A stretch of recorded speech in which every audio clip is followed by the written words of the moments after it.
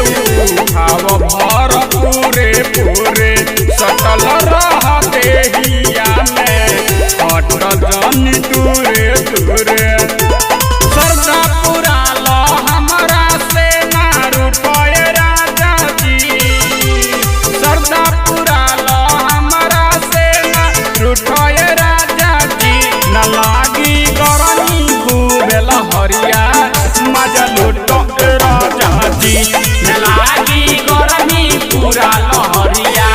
मजा लूटो राजा जी मजा लूटो राजा जी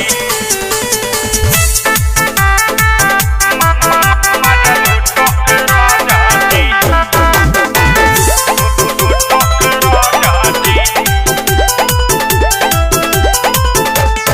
सोनू सचिन अबो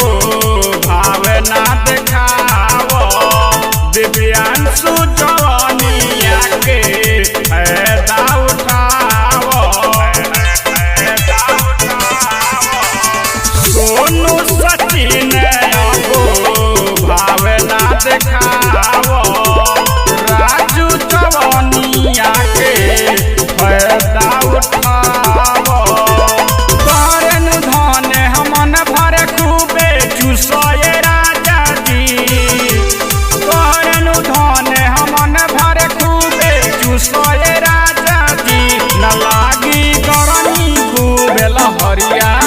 मजा लूटो राजा जी न लागी गरमी पूरा लहरिया मजा लूटो राजा जी लैला कूलर तो लगे हमारा सुतोए राजा जी न लागी गरमी खूबे लहरिया मजा लूटो राजा जी न लागी गरमी पूरा लहरिया मजा लूटो राजा जी। Mix by Aryan recording studio Kuchaikot.